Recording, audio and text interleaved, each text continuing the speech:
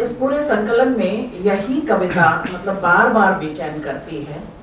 स्वत्व कोई छीनता हो और तू त्याग तब से काम ले, यह पाप है, पुण्य है विच्छिन्न कर देना उसे, बढ़ रहा तेरी तरफ जो हाथ है। तो यहाँ स्वत्व की चिंता जो मैंने कहा था ना, क्राइसिस ऑफ आइडेंटिटी, तो ये क्राइसिस आइडेंटिटी वाली बात यहाँ कि अपने विवेक को कैसे बचा लिया जाए, स्व को कैसे बचा लिया जाए, स्वत्व को, ये कविता फिर बार बार वो कबीर मुझे याद आ ही जाते हैं। तो ये कविता भी मुझे वहीं आसपास ऐसी लगी, पढ़ती हूँ और मैं चाहूंगी कि तजेंद्र इस कविता पर कुछ कहें, इसकी रचना प्रक्रिया पर कि कैसे ये बुनी गई कविता। वो आधी रात थी, मैं सपने में था, मुझे अधमरा कर मेरी मुश्कें कसी जा रही थी। एक संकरे गलियारे से भरी थी गिद्ध नजरें, कुटिल मुस्कानें और विष भरी सांसें। वहीं गड़े थे चारों ओर खूंखार खंजर, तेज तलवारें और नुकीले नेज़े। मुझे वहां यूं बार बार धकेला जा रहा था कि मैं अपने आप ही पंग हो जाऊं और किसी पर दोष भी न आए।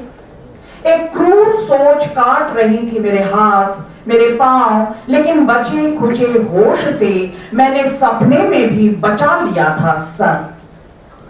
मैंने सपने में भी बचा लिया था सर, और सिर ने कहा अब सिर उठाओ और जागो, नहीं तो मारे जाओगे। फिर राजेश जोशी जो नहीं होंगे इस भीड़ में शामिल, मारे जाएंगे, नहीं तो मारे जाओगे सदा के लिए। लेकिन कहीं जागते ही गर्म हवा छीन न डाले मेरा बदन, निर्दयी नजरें नग्न न कर दे मुझे सरे आम। मैं फिर डरने लगा और सोते सोते ही तिल तिल मरने लगा। फिर अचानक दृश्य बदल गया, दो सलाखें लगी मेरी आंखें फोड़ने, छीनने लगी मेरे सारे सपने। मैंने साहस कर सिर उठाया, जब लड़ना ही है तो क्यों न जागूं और सचमुच लड़ूं। जब लड़ना ही है तो क्यों न जागूं और सचमुच लड़ूं। जब मरना ही है तो अपनी ही आंखों के सामने सच सच मरूं। बस इतनी भी ये कविता में ये पंक्तियां ही। ये सोचकर मैं आधी रात को लेकर सिर हथेली पे सपने से बाहर निकल आया। खुली आंखों से मैं साजिशों के साथ गाने लगा। सब सुनते समझते मैं नफरतों के संग नाचने लगा।